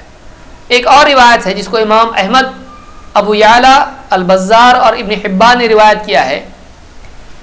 اس حدیث کا ایک ٹکڑا ہے جس سے ایک بات ہمارے سامنے آتی ہے کہ خود عیسیٰ علیہ السلام اس بات کا اعتراف کریں گے۔ آپ فرماتے ہیں فیقول عیسیٰ، عیسیٰ علیہ السلام خود کہیں گے لیس ذاکم عندی، یہ جو تم سفارش کے لیے آئے ہو یہ میرے پاس نہیں ہے، یہ معاملہ، یہ اختیار میرے پاس نہیں ہے۔ لیس ذاکم عندی، تمہارا مطالبہ میں پورا نہیں کر سکتا، تمہاری چاہت میرے پاس نہیں ہے۔ لیکن انطلقوا الی سید ولد آدم، جاؤ آدم کی اولاد کے سردار کے پاس جاؤ، آدم کی اولاد کے سردار کے پاس جاؤ۔ فَإِنَّهُ أَوَّلُ مَنْ تَنْشَقُّ عَنْهُ الْأَرْضُ يَوْمَ الْقِيَامَةِ، اس لیے کہ وہی ہیں کہ قیامت کے دن جن کی زمین سب سے پہلے کھلی ہے، پھٹی ہے، اس سے آپ باہر آئے ہیں۔ انطلقوا الی محمد صلی اللہ علیہ وسلم، جاؤ محمد کے پاس جاؤ محمد کے پاس جاؤ۔ فیشفع لکم الی ربکم عز وجل، جاؤ تاکہ وہ تمہارے رب کے پاس تمہاری سفارش کریں۔ تو عیسیٰ علیہ السلام بھی سفارش نہیں کریں گے۔ کیوں نہیں کریں گے؟ رحم نہیں بندوں پر؟ نہیں، بلکہ وہ کہیں گے لیس ذاکم عندی، یہ جو تمہارا کام ہے یہ میرے بس کی بات نہیں ہے، یہ میرا کام نہیں ہے۔ یہ کس کا کام ہے؟ یہ محمد عربی صلی اللہ علیہ وسلم کا کام ہے، یہ انہی کے بس کی بات ہے۔ جاؤ ان کے پاس، جلدی جاؤ تاکہ وہ تمہارے رب کے پاس تمہاری سفارش کریں۔ تو اس حدیث سے یہ حسن درجے کی روایت ہے، یہ بات معلوم ہوتی ہے کہ خود عیسیٰ علیہ السلام بھی اللہ کے نبی صلی اللہ علیہ وسلم کے بنی آدم کے سید ہونے کا اعتراف کریں گے اور خود کہیں گے کہ میرے بس کی بات نہیں، تم جاؤ ان کے پاس تاکہ وہ سفارش کریں۔ پورا منظر ایک اور حدیث ہے جس میں اللہ کے نبی صلی اللہ علیہ وسلم نے بیان کیا ہے، آئیے دیکھتے ہیں وہ کیا منظر ہے۔ انس بن مالک رضی اللہ عنہ فرماتے ہیں حدثنی نبی اللہ صلی اللہ علیہ وسلم، اللہ کے رسول صلی اللہ علیہ وسلم نے مجھ سے حدیث بیان کی، انی لقائم انتظر امتی تعبر علی الصراط، میں کھڑا انتظار کر رہا ہوں گا کہ میری امت پل صراط پر سے گزرے۔ اذ جاءنی عیسیٰ، اتنے میں میرے پاس عیسیٰ علیہ السلام آئیں گے۔ فقالا، کہیں گے، ماضی کا صیغہ مستقبل کے لیے بھی عربی میں آتا ہے، یہ قاعدہ یاد رکھیں۔ فقالا، تو کہیں گے، هذه الانبیاء قد جاءتک یا محمد، عیسیٰ علیہ السلام کہیں گے اے محمد دیکھیے یہ سارے نبی ہیں، یہ آپ کے پاس آئے ہیں۔ آپ کی خدمت میں آئے ہیں. یہ سارے کے سارے نبی آپ کے پاس آ رہے ہیں. یسألون او قال یجتمعون الیک، یہ سب آپ سے کچھ چاہتے ہیں، آپ سے کچھ مانگتے ہیں. سارے نبی آپ سے کچھ چاہتے ہیں، آپ کے پاس جمع ہو رہے ہیں. وَيَدْعُونَ اللَّهَ عَزَّ وَجَلَّ أَن يُفَرِّقَ جَمْعَ الْأُمَمِ، اور ان کا مطالبہ کیا ہے کہ وہ اللہ سے دعا کر رہے ہیں. وَيَدْعُونَ اللَّهَ أَن يُفَرِّقَ جَمْعَ الْأُمَمِ إِلَى حَيْثُ يَشَاءُ اللَّهُ لِغَمٍّ مَّا هُمْ فِيهِ. بڑی تکلیف میں لوگ ہیں، اس تکلیف کی وجہ سے لوگ چاہتے ہیں کہ اللہ جلدی فیصلہ کرے، جہاں ڈالنا ہے ڈال دے، لیکن ابھی بڑی تکلیف ہو رہی، جلدی فیصلہ شروع ہو. اس حال میں کب تک رہیں گے؟ آپ کے پاس آ رہے ہیں، سارے نبی آپ سے چاہتے ہیں، اور ان کی دعا اللہ سے یہی ہے، ان کا مطالبہ اللہ سے یہ ہے. سب پکار رہے ہیں اللہ کو، کیا کہہ رہے ہیں؟ اللہ تعالیٰ جلدی سے جلدی فیصلہ کر دے، جنت والوں کو جنت میں ڈال دے، جہنم والوں کو جہنم میں ڈال دے. لیکن یہ جو انتظار ہے بڑا بھاری ہو رہا ہے، جلدی فیصلہ ہو جائے. امتیں پریشان کر رہی ہیں نبیوں کو، امتیں مطالبہ کر رہی ہیں نبیوں سے. ان يفرق جمع الامم الى حيث يشاء الله لغم ما هم فيه.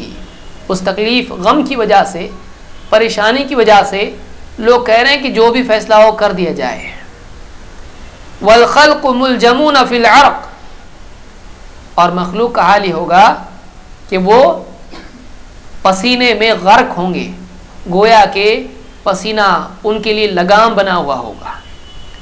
وَأَمَّا الْمُؤْمِنُ فَهُوَ عَلَيْهِ كَالزَّكَمَةِ، ہاں مومن کا حال یہ ہوگا کہ گویا کہ بس زکام کی طرح تکلیف اس کو ہوگی. واقعی مومن، کامل مومن، متقی مومن، اس کا حال یہ ہوگا کہ گویا کہ بس اس کو زکام کی جیسی تکلیف ہوگی. وَأَمَّا الْكَافِرُ فَيَتَغَشَّاهُ الْمَوْتُ، اور کافر کا حال یہ ہوگا کہ اس کا تو حال ایسا ہوگا کہ ابھی موت ہی اس کو ڈھانپے ہوئے ہو، موت اس پر چھائی ہوئی ہوگی. فَيَتَغَشَّاهُ الْمَوْتُ، موت نے اس کو ڈھانپ رکھا ہوگا، ایسی حالت بری ہوگی اس کی، گویا مرنے والا ہے ابھی.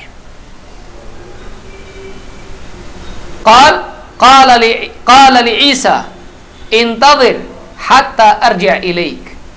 آپ عیسیٰ علیہ السلام جب آپ سے یوں کہیں گے تو آپ عیسیٰ علیہ السلام سے کہیں گے ذرا ٹھہرو، یہی انتظار کرو جہاں تک کہ میں واپس لوٹ آؤں، انتظار کرو ذرا، میں آتا ہوں ابھی. فذهب نبی اللہ صلی اللہ علیہ وسلم حتی قام تحت العرش. اللہ کے نبی صلی اللہ علیہ وسلم وہاں سے جائیں گے یہاں تک کہ جا کر عرش کے نیچے کھڑے ہو جائیں گے، اللہ رب العالمین کے عرش کے نیچے کھڑے ہوں گے. فَلَقِيَ مَا لَمْ يَلْقَ مَلَكٌ مُصْطَفَى وَلَا نَبِيٌّ مُرْسَلٌ، اور آپ کو وہ کلمات دیے جائیں گے، وہ آپ کو مقام دیا جائے گا کہ جو کسی مقرب چنے ہوئے فرشتے کو نہ ملا ہو، اور کسی نبی مرسل کو مقام اور وہ کلمات، وہ بات نہ ملی ہو جو آپ کو ملے گی. فَأَوْحَى اللَّهُ عَزَّ وَجَلَّ إِلَى جِبْرِيلَ، اللہ عز و جل جبریل کی طرف وحی بھیجے گا، پیغام بھیجے گا. جبریل سے کہے گا اذهب الى محمد، اے جبریل جاؤ محمد کے پاس جاؤ، محمد کے پاس جاؤ. فقل له، ان سے کہو ارفع رأسک، اپنا سر اٹھائیے، اے محمد اپنا سر اٹھائیے. ارفع رأسک سل تعطى، مانگیے آپ کو دیا جائے گا، آپ مانگیے تو صحیح، آپ کو ملے گا، جو مانگو گے ملے گا. سل تعطى واشفع تشفع، اور شفاعت کیجئے، سفارش کیجئے، آپ کی سفارش قبول کی جائے گی. سر اٹھائیے، مانگیے ملے گا، سفارش کیجئے قبول ہوگی.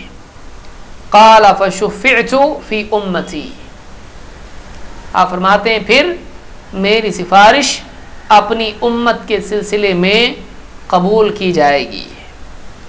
ان اخرج من کل 99 انسانا واحد، کہ میں 99 لوگوں میں سے ایک کو نکالوں، جنت کے لیے الگ کروں، 99 انسانن، ہر 99 میں سے ایک کو میں جنت کے لیے الگ کروں۔ قال فما زلت اتردد علی ربی فلا اقوم مقاما الا شفعت۔ پہلے تو اجازت ہوگی، ٹھیک ہے 99 کے مقابلے میں ایک کو نکالو جنت کے لیے، میں واپس سفارش کروں گا، پھر سفارش کروں گا، پھر سفارش کروں گا، یہاں تک کہ مسلسل سفارش کرتا رہوں گا اور میری ہر مرتبہ کی سفارش اللہ کے ہاں قبول کی جائے گی۔ حتی اعطانی اللہ عز وجل من ذلك ان قال، یہاں تک کہ اللہ تعالیٰ دیتے دیتے مجھ کو یہ دے دے گا اور یوں کہے گا، یا محمد ادخل من امتک من خلق اللہ عز وجل من شہد اللہ الہ الا اللہ یوما واحدا مخلصا ومات علی ذلك۔ یہاں تک کہ آخری بات جو مجھ کو دی جائے گی وہ یہ ہوگی کہ اے محمد،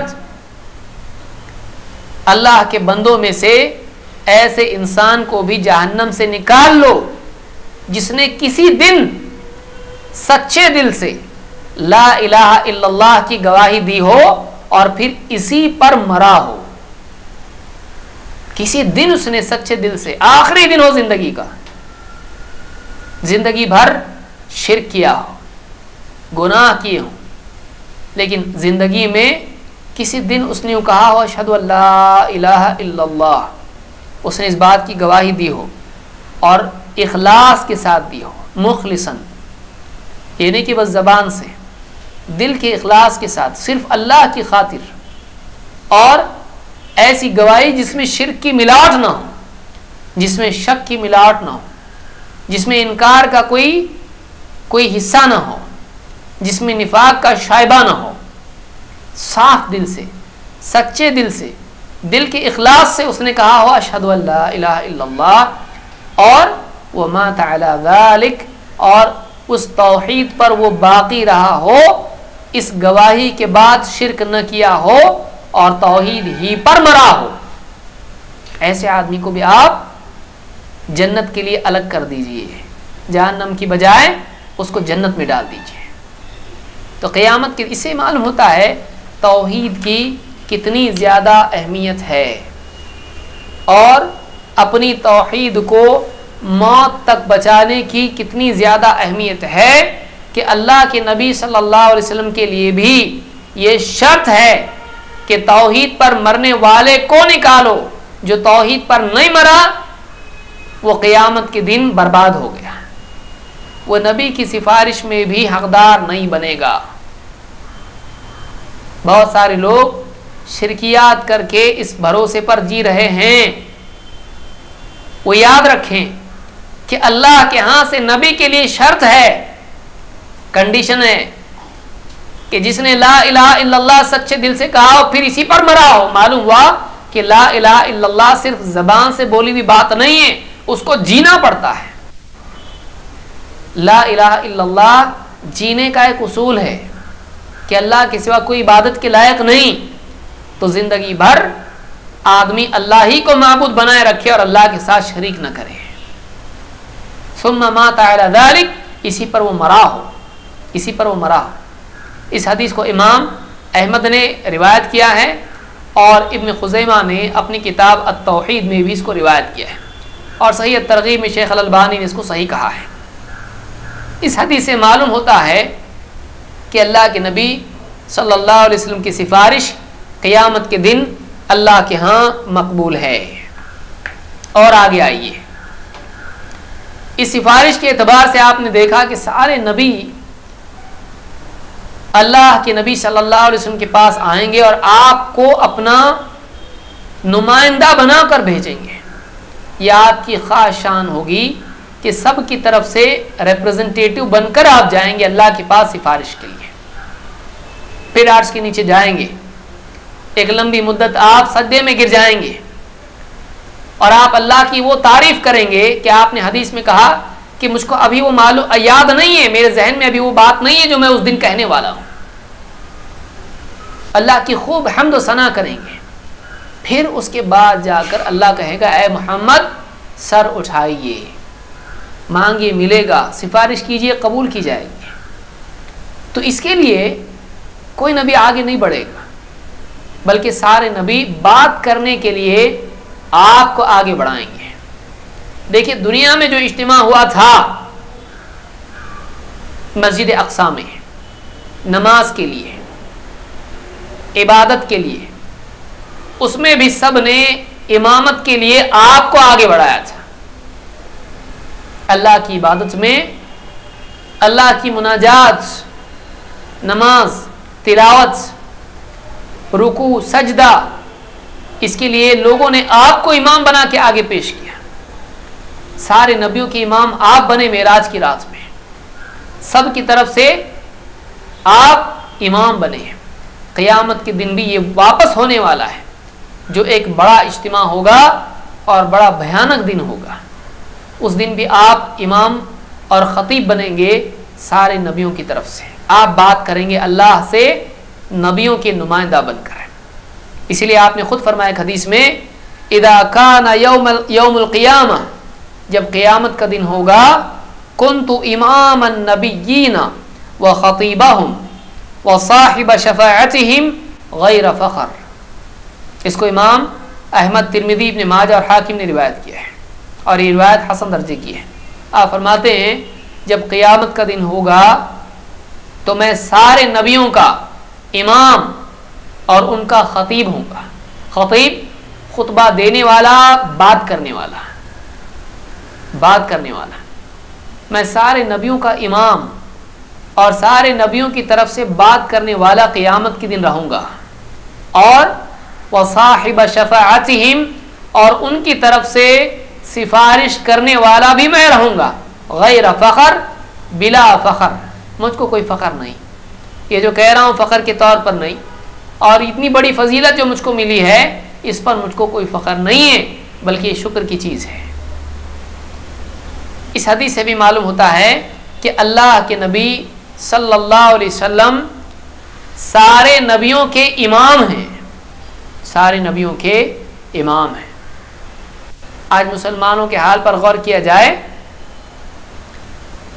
کہ اللہ کے نبی صلی اللہ علیہ وسلم کو چھوڑ کر پیر، مفتی، عالم، امام نبی کے مقابلے میں ان کو مان رہے ہیں، نبی کی بات چھوڑنے کے لیے تیار ہے، لیکن امام کی بات نبی سے ٹکراتی ہوئی ثابت ہو جائے تب بھی چھوڑنے کے لیے تیار نہیں۔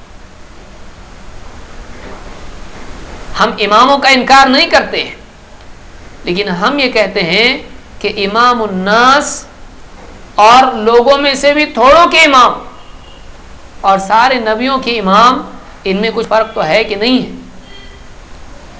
لوگوں کے، انسانوں کے بنائے ہوئے امام اور نبیوں کے، بلکہ اللہ کے بنائے ہوئے امام، ان میں کتنا بڑا فرق ہے۔ جب امام الانبیاء کی بات کسی امام سے ٹکراتی ہے تو قاعدہ یہی ہونا چاہیے، اور ایمان کا تقاضا یہی ہے، عظمت رسول کی تصدیق اور ایمان کا تقاضا یہ ہے۔ رسول کی بڑائی کا اعتراف کرنا، رسول کی بڑائی کو ماننا، اس کا تقاضا کیا ہے؟ کیا کرنا چاہیے ماننے کے بعد میں؟ صرف زبان سے ماننا ہے؟ رسول کی شخصیت بڑی، رسول کی بات بھی بڑی، سب سے بڑی، اور سب کو چھوڑ کے رسول کو لیں گے، رسول کو چھوڑ کے کسی اور کو نہیں لیں گے، دوسری باتیں چھوڑ کے رسول کی بات لیں گے، لیکن رسول کی بات چھوڑی نہیں جا سکتی ہے۔ یہ اگر واقعی مسلمانوں کا ذہن بن جائے تو سارے اختلافات ختم ہو جائیں اور ساری ذلت کے گڑھوں سے مسلمان باہر نکلیں۔ آپ سارے نبیوں کے امام ہیں، اللہ کے نبی صلی اللہ علیہ وسلم سارے نبیوں کے امام اور خطیب ہیں، اور قیامت کے دن آپ کو یہ مقام دیا جائے گا، اس کا اظہار قیامت کے دن ہوگا۔ اس کو امام احمد، ترمذی، ابن ماجہ اور حاکم نے روایت کیا ہے۔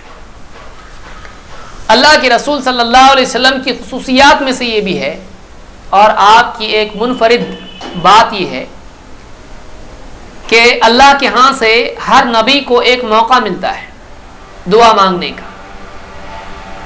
دعا مانگو، جو مانگو گے بعین ہی ملے گا۔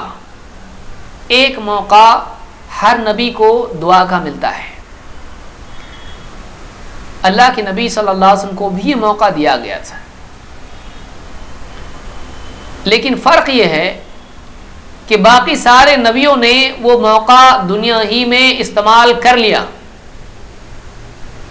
لیکن اللہ کے نبی صلی اللہ علیہ وسلم کی حکمت اور امت پر رحمت کی دلیل یہ ہے کہ آپ نے اپنی وہ دعا دنیا کے لیے نہیں رکھی، بلکہ اس دن کے لیے رکھی جو بہت ہی بھیانک دن ہوگا اور اس دن کوئی کسی کو بچانے والا نہیں ہوگا۔ آپ نے اس دن کے لیے وہ دعا سنبھال کے رکھی، اور آپ دیکھیں رحمت للعالمین، آپ نے وہ دعا اپنی ذات کے لیے نہیں رکھی، اپنی بیویوں کے لیے نہیں رکھی، اپنے رشتہ داروں کے لیے نہیں رکھی، بلکہ آپ نے وہ دعا اپنی تمام امت کے لیے رکھی۔ آپ فرماتے ہیں لِكُلِّ نَبِيٍّ دَعْوَةٌ مُسْتَجَابَةٌ، ہر نبی کی ایک مستجاب مقبول دعا ہوتی ہے۔ فَتَعَجَّلَ كُلُّ نَبِيٍّ دَعْوَتَهُ، لہذا ہر نبی نے اپنی دعا مانگنے میں جلدی کی، یعنی دنیا ہی میں مانگ لی۔ وَإِنِّي اخْتَبَأْتُ دَعْوَتِي شَفَاعَةً لِأُمَّتِي يَوْمَ الْقِيَامَةِ، لیکن میں نے اپنی دعا قیامت کے دن چھپا کے رکھی ہے، میں نے اپنی دعا قیامت کے دن کے لیے چھپا کر رکھی ہے۔ اخْتَبَأْتُ دَعْوَتِي شَفَاعَةً لِأُمَّتِي يَوْمَ الْقِيَامَةِ، میں نے اپنی دعا قیامت کے دن کے لیے اپنی امت کی سفارش کے لیے سنبھال کے چھپا کے رکھی ہے، اس کو استعمال نہیں کیا۔ فَهِيَ نَائِلَةٌ إِن شاء اللہ، اور وہ دعا قبول ہو کر رہے گی، وہ چیز میری سفارش مل کر رہے گی، کس کو؟ مَن مَاتَ مِنْ أُمَّتِي لَا يُشْرِكُ بِاللَّهِ شَيْئًا، میری سفارش پہنچ کر رہے گی، میری سفارش مل کر رہے گی میرے ہر اس امتی کو جو من مات من امتی لا یشرک باللہ شیئا، میرا ہر وہ امتی جو اس حال میں مرا ہو کہ وہ اللہ کے ساتھ شرک نہیں کرتا تھا، تو میری سفارش اس کو مل کے رہے گی۔ معلوم ہوا کہ اللہ کے نبی صلی اللہ علیہ وسلم کی سفارش کا حق پانے کے لیے شرک سے بچ کر مرنا ضروری ہے، مرنے تک، موت تک شرک سے اپنے آپ کو بچاتے رہنا ضروری ہے۔ اس حدیث سے معلوم ہوتا ہے کہ اللہ کے نبی صلی اللہ علیہ وسلم نے امت کی فکر کتنی کی، آپ نے اپنی اس ایک دعا کو سنبھال کے رکھا اپنی امت کے لیے، اپنی اس ایک دعا کو سنبھال کے رکھا اپنی امت کے لیے۔ آج مسلمان اپنی کتنی دعاؤں میں نبی کو یاد کرتا ہے، دن میں کتنی مرتبہ اللہ کے نبی صلی اللہ علیہ وسلم پر درود پڑھتا ہے، زندگی میں کتنے معاملات میں یاد کرتا ہے کہ میرے نبی کا حکم کیا ہے، کتنا کوشش کرتا ہے جاننے کی کہ میرے پیارے نبی کی زندگی کیسی تھی۔ کتنے لوگ ہیں جو اپنے بیوی بچوں میں اتنے کھوئے ہوئے ہیں کہ اللہ کے نبی صلی اللہ علیہ وسلم کی یاد بھی دلوں میں نہیں ہوتی ہے۔ کتنے لوگ ہیں کہ جو آپ کے حکموں کو بالکل بھی قدر و قیمت اس کی کچھ نہیں ہے زندگی میں۔ نماز جیسا حکم دیکھیے کہ اذان پر اذان ہو رہی ہے اور مسلمان کی زندگی میں نماز نہیں۔ پردے جیسا حکم ہے، خواتین کی زندگیوں میں پردہ نہیں ہے۔ توحید، نماز، دعا، درود اور تلاوت، وہ قرآن جو ابھی لے کر آئے، جو آسمانی کتاب ہے، اس کے پڑھنے کا کتنا اہتمام ہے، اس کے سیکھنے کا کتنا اہتمام ہے۔ سالوں سال پڑھ رہے ہیں لیکن تجوید کہاں ہے؟ قرآن کو عربی قرآن پڑھنے کی بجائے کچھ اور ہی پڑھ رہا ہے۔ کبھی تھوڑا سیکھنے کی کوشش نہیں کہ صاد اور سین میں کیا فرق ہے، ذال اور زائے میں کیا فرق ہے۔ پڑھنا نہیں آتا ہے ابھی، سمجھنا تو دور کی بات ہے کتنے لوگ ہیں جو نمازیں ایسی نمازیں پڑھ رہے ہیں کہ اگر خود ان کو جج بنایا جائے تو وہ بھی ریجیکٹ کر دیں ایسی نماز. بتائیے کیا خیال رکھا نبی کا، نبی کی عظمت کا، نبی کے دین کا، نبی کی کتاب کا، نبی کے نام کا. یہ ہماری زندگی ہے. کون اس کی اصلاح کرے گا؟ ہم کو خود اپنی زندگی کی اصلاح کرنی ہے. اور سب سے پہلی اصلاح شروع ہوتی ہے، اصلاح کی ابتدا ہوتی ہے اپنی توحید کی اصلاح سے. اسی لیے آپ نے فرمایا کہ میری سفارش صرف اس انسان کو ملے گی میری امت میں سے جو اس حال میں مرے کہ اللہ کے ساتھ شرک نہیں کرتا تھا. اسی لیے بہت سارے لوگ کہتے ہیں آپ لوگ بار بار شرک شرک شرک کرتے ہو، کیوں؟ دوسرا اور بھی تو ہے دین میں. ہم کہتے بھائی یہ جو بنیادی چیز ہے اگر یہی صحیح نہیں ہوگی تو نبی کی سفارش میں بھی حصہ نہیں ملے گا. باقی باتیں تو دور کی بات ہے. سب سے زیادہ توحید کا اہتمام کرنا ضروری ہے. امت کو شرک سے خبردار کرنا ضروری ہے. یہ ایسی برائی ہے کہ باقی پورے دین کو برباد کر دیتی ہے اور انسان کو اللہ کے ہاں قابل قبول ہی نہیں بناتی ہے بلکہ مردود بناتی ہے. شرک اتنی بڑی برائی ہے. لہذا آپ نے فرمایا کہ میں نے اپنی دعا چھپا کر رکھی ہے قیامت کے دن کے لیے، اور قیامت کے دن میں اللہ کے ہاں امت کے لیے سفارش کروں گا اور اہل توحید میری سفارش کا حصہ پائیں گے. اس کو بخاری مسلم دونوں نے روایت کیا ہے. ایک روایت میں آپ نے کہا لِكُلِّ نَبِيٍّ دَعْوَةٌ مُسْتَجَابَةٌ، اور نبی کی ایک دعا ہوتی ہے جو مقبول ہوتی ہے، يَدْعُو بِهَا فَيُسْتَجَابُ لَهُ فَيُؤْتَاهَا. ہر نبی دعا مانگتا ہے اس کی دعا قبول ہوتی ہے، جو مانگا وہ اس کو مل جاتا ہے. لیکن میں نے اپنی دعا سنبھال کے رکھی. یہ جو حدیث تھی مسلم کی روایت سے. آئیے دیکھتے ہیں کہ اللہ کے نبی صلی اللہ علیہ وسلم کو جنت میں کیا دیا گیا ہے. جنت میں نعمتوں کے اعتبار سے آپ کی خصوصیت کیا ہے. پہلی چیز، جنت میں آپ جانتے ہیں دروازے ہیں اور یہ دروازے بند ہیں. اسی لیے آپ دیکھیں گے کہ یہ ہمیشہ بند رہتے ہیں. ہاں صرف رمضان کے مہینے میں دروازے کھولے جاتے ہیں، اور بعض روایات میں دوسرے مقامات ہیں کہ جب آدمی وضو کرتا ہے اور اس کے بعد میں دعا پڑھتا ہے تو بھی دروازے کھول دیے جاتے ہیں. تو عام حالات میں کچھ احوال کو چھوڑ کر یہ دروازے بند ہوتے ہیں. قیامت کے دن بھی جنت کے دروازے بند ہوں گے، ان کو کھلوانا پڑے گا. کون کھلوائے گا؟ اللہ کے نبی صلی اللہ علیہ وسلم فرماتے ہیں آتی باب الجنہ، آتی میں آؤں گا، باب الجنت یوم القیامت، قیامت کے دن جنت کے دروازے پر میں آؤں گا، فاستفتح، میں آواز دے کر یا کھٹکھٹا کر میں دروازہ کھلوانے کی کوشش کروں گا. فاستفتح فیقول الخازن من انت، جنت کا دروازے کی پہرے داری کرنے والا خازن، پہرے دار، سوال کرے گا اندر سے من انت، کون ہے، کون ہو تم؟ فاقول محمد. اس کے الفاظ کتنے ہیں؟ دو. من انت، کون ہو تم. باہر سے جواب کیا مل رہا ہے؟ ایک ہی لفظ، زیادہ کوئی بیان نہیں، کوئی گزارش، ریکویسٹ کچھ نہیں، لمبا بیان نہیں. ایک لفظ محمد،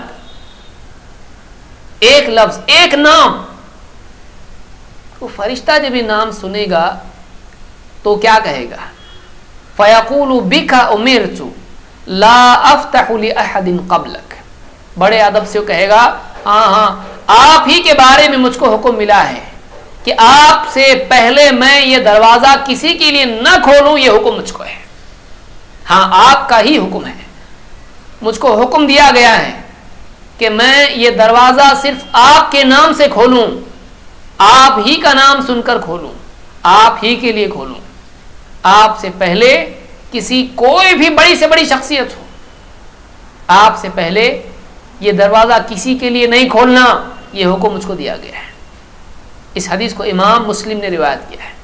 معلوم ہوا کہ جنت کا دروازہ کھلوانا ہے تو اس کے لیے ایک ہی شخصیت ہے، وہ محمد عربی صلی اللہ علیہ وسلم ہے۔ آج مسلمان کس کس کا دامن پکڑے ہوئے ہیں، کس کس کے پاؤں دھو کر پی رہا ہے جنت کے لیے، کس کس کے جوتے گود میں لیے پھر رہا ہے، سر پر اٹھائے گھوم رہا ہے۔ کاش کہ وہ جانتا کہ جنت کا دروازہ کھلوانے والی ایک ہی شخصیت ہے اور وہ محمد عربی صلی اللہ علیہ وسلم کی شخصیت ہے۔ کاش کہ وہ اپنی زندگی میں آپ پر ایمان اور آپ کے فرمان کی تعمیل کو جنت میں جانے کا وسیلہ بناتا۔ بیکا امرت، آپ ہی کے نام کا مجھ کو حکم ملا ہے، یہی حکم مجھ کو ملا ہے کہ میں آپ سے پہلے کسی کے لیے دروازہ نہ کھلواؤں، کسی کے لیے دروازہ نہیں کھولوں، صرف آپ کے لیے دروازہ کھولا جائے گا۔ اسی لیے آپ فرماتے ہیں ایک روایت میں، انا اول من یفتح له باب الجنہ، پہلا انسان، پہلی شخصیت جس کے لیے جنت کا دروازہ کھولا جائے گا وہ میں ہوں۔ آپ ہی کے لیے سب سے پہلے جنت کا دروازہ کھلوایا جائے گا۔ یہ آپ کی فضیلت ہے، کسی اور نبی کا تذکرہ نہیں ہے۔ نمبر 2، حشر میں ہم نے دیکھا الکوثر، آئیے دیکھتے ہیں جنت میں کیسی کوثر آپ کو ملی ہے، کیسی نہر آپ کو ملی ہے۔ اللہ تعالیٰ فرماتا ہے انا اعطیناک الکوثر، اے نبی ہم نے آپ کو الکوثر عطا کیا ہے۔ یہ سورہ الکوثر کی آیت نمبر 1 ہے۔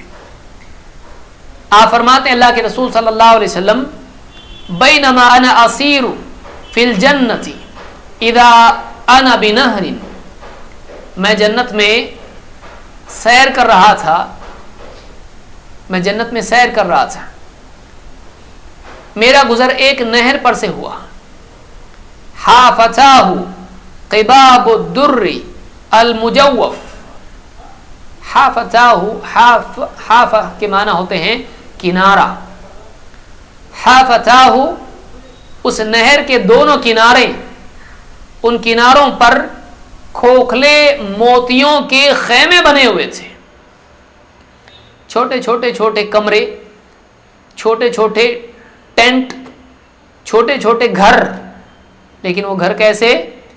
موتی کے، ایسا کہ باہر سے پورا اتنا بڑا موتی ہے لیکن اندر کھوکھلا ہے، رہنے کی جگہ ہے اندر، جیسے پیالہ آپ اوندھا کر کے رکھ دو تو ایسے موتی ہیں کہ اندر اس کے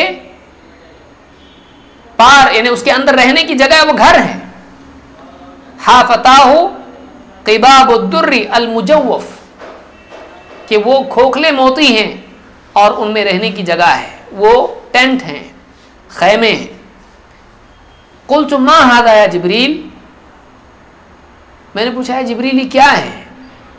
قال ھذا الکوثر الذی اعطاک ربک، جبریل نے کہا اے نبی یہ کوثر ہے، یہ کوثر ہے، آپ کے رب نے یہ آپ کو دیا ہے، یہ کوثر ہے، اللہ نے آپ کو دیا ہے، یہ آپ کا ہے، یہ آپ کے رب نے، الذی اعطاک ربک، آپ کے رب نے آپ کو یہ بطور ہدیہ دیا ہے، آپ کو عطا کیا ہے، یہ آپ کا کوثر ہے۔ اتنا عمدہ، ایسی عمدہ نہر کہ اس کے اطراف دونوں کناروں پر کھوکھلے موتیوں کے گھر ہیں۔ اور آپ فرماتے ہیں کہ فَإِذَا طِينُهُ أَوْ طِيبُهُ مِسْكٌ أَغْفَرُ، وہ ایسی نہر تھی کہ اس کی طین یا اس کی طیب، طین کے معنی ہوتے ہیں مٹی اور طیب کے معنی ہوتے ہیں خوشبو، اس کی مٹی، اس کی خوشبو اتنی عمدہ تھی گویا کہ وہ مسکن اغفر ہے، وہ خوشبودار مشک ہے، وہ خوشبودار مشک جس کو کستوری کہتے ہیں، انگلش میں اس کو مسک کہتے ہیں. یہ بخاری کی روایت ہے. انس بن مالک کی ایک روایت میں ہے، آپ فرماتے ہیں کہ سئل رسول اللہ صلی اللہ علیہ وسلم عن الکوثر، اللہ کے رسول صلی اللہ علیہ وسلم کو کوثر کے بارے میں پوچھا گیا کہ کیا ہے یہ کوثر، ہم نے آپ کو کوثر دیا کا مطلب کیا ہے؟ آپ نے کہا فہو نہر، کوثر ایک نہر ہے، اعطانیہ اللہ فی الجنہ، جنت میں اللہ تعالیٰ نے یہ کوثر، یہ نہر مجھ کو عطا کی ہے. ترابها مسک، اس کی مٹی مشک ہے. یعنی جنت میں وہ نہر ہے اور نہر کے نیچے مٹی ہوتی ہے، ریت ہوتی ہے، تو اس کی مٹی کیا ہے؟ کس مٹی پر سے وہ پانی بہہ رہا ہے نہر کا؟ وہ مٹی خود مشک ہے. تو پانی کتنا خوشبودار ہوگا جس پانی کی نیچے کی تہ میں مشک ہے. آپ نے فرمایا ترابها مسک. اس کو امام الحاکم نے روایت کیا اور یہ صحیح روایت ہے. اسی طرح سے جنت میں ایک مقام ہے جس مقام کا نام الوسیلہ ہے، اور یہ وسیلہ، یہ مقام صرف ایک بندے کو ملنے والا ہے. اللہ کے نبی صلی اللہ علیہ وسلم فرماتے ہیں اذا سمعتم المؤذن، جب تم مؤذن کی آواز سنو، اذان سنو، فقولوا مثل ما يقول، تو تم ویسے ہی کہو جیسے وہ کہتا ہے، اس کے الفاظ کو دہراؤ. ثم صلوا علیہ، پھر مجھ پر درود پڑھو. فإنه من صلى علیہ صلاة صلی اللہ علیہ بها عشرا، اس لیے کہ جو کوئی مجھ پر ایک مرتبہ درود پڑھتا ہے اللہ تعالیٰ 10 درود اس پر نازل کرتا ہے، 10 صلاۃ اس پر نازل کرتا ہے. ثم صلی اللہ علی الوسیلہ، پھر اللہ سے میرے لیے وسیلہ مانگو، پھر اللہ سے میرے لیے وسیلہ مانگو. فإنها منزلۃ فی الجنہ، اس لیے کہ وسیلہ جنت میں ایک مرتبہ ہے، ایک مقام ہے، ایک جگہ ہے. لا تنبغی الا لعبد من عباد اللہ، اللہ کے بندوں میں سے وہ بس ایک ہی بندے کو مل سکتا ہے. وہ مقام، وہ منزل اللہ کے بندوں میں سے ایک ہی کو مل سکتی ہے. لا تنبغی الا لعبد من عباد اللہ وارجو ان اکون انا ہوں، اور مجھے امید ہے کہ وہ بندہ میں ہی ہوں گا، میرے سوا کوئی اور نہیں ہوگا. فمن سأل لی الوسیلہ، فمن سأل لی الوسیلہ، جو میرے لیے اللہ سے وسیلہ مانگے اس کو کیا ملے گا؟ حلت علیہ الشفاعہ، میری سفارش اس کے لیے حلال ہو جائے گی. جو اذان کے بعد درود پڑھے اور وہ دعا پڑھے اللہم رب هذه الدعوة التامة والصلاة القائمة آتی محمدا الوسیلۃ والفضیلہ وبعث مقاما محمودا الذی وعدتہ، یہ دعا جو بھی پڑھے گا جس میں وسیلہ مانگنے کا ذکر ہے، تو میری سفارش قیامت کے دن اس کے لیے حلال ہو جائے گی. اس حدیث کو امام مسلم نے روایت کیا ہے. آپ نے فرمایا کہ وہ ایک مقام ہے الوسیلہ، جو اللہ کے بندوں میں سے ایک ہی بندے کو ملے گا، اور میں اللہ سے امید کرتا ہوں کہ وہ مجھ ہی کو ملے گا. اور اتنی ساری فضیلتیں آپ کی ہیں، اگر اونچا مرتبہ آپ کو ہر اعتبار سے دنیا میں، معراج میں، قیامت کے دن، ہر اعتبار سے جنت کا دروازہ کھلوانے کے اعتبار سے ساری چیزیں آپ کو دی گئی ہیں، اور سارے فضائل آپ کے لیے ہیں، اور اعلیٰ درجہ آپ کا ہے. لواء الحمد آپ کے ہاتھ میں ہے، سارے نبیوں کے امام اور خطیب آپ ہیں، اور مقام محمود آپ کو دیا جا رہا ہے. جب سب آپ کو ملنے والا ہے تو پھر یہ الوسیلہ بھی ہمارا ایمان ہے کہ بالیقین آپ ہی کو دیا جائے گا انشاءاللہ. اس لیے کہ آپ صلی اللہ علیہ وسلم نے بطور تواضع یہ کہا، اور ایمان والوں کو دعا کے لیے کہا کہ تم میرے لیے اللہ سے دعا مانگو. یہاں ایک بات یاد رکھنے کی یہ بھی ہے کہ اللہ کے نبی صلی اللہ علیہ وسلم نے اپنے لیے ایمان والوں سے کہا کہ وسیلہ تم میرے لیے مانگو. تم میرے لیے اللہ سے وسیلہ مانگو۔ بتائیے، بہت سارے لوگ یہ کہتے ہیں کہ دعا قبول ہی نہیں ہوتی بغیر وسیلے کے، تو یہاں تو نبی خود امتی سے کہہ رہا ہے کہ تم میرے لیے مانگو، تو اب اس کی کیسے قبول ہوگی؟ خود نبی امتی سے کہے کہ تم میرے لیے اللہ سے وسیلہ مانگو، اب یہاں کیا کہا جا سکتا ہے؟ کیا قبول نہیں ہو سکتی بغیر وسیلے کے؟ وسیلہ خود کہہ رہا ہے کہ میرے لیے اللہ سے وہ مقام مانگو جس کا نام وسیلہ ہے۔ تو خود نبی کریم صلی اللہ علیہ وسلم نے امتیوں کو یہ حکم دیا ہے کہ امتی آپ کے لیے دعا کریں کہ اللہ تعالیٰ آپ کو وسیلہ عطا فرمائے، وہ مقام عطا فرمائے جو ایک ہی بندے کو ملنے والا ہے۔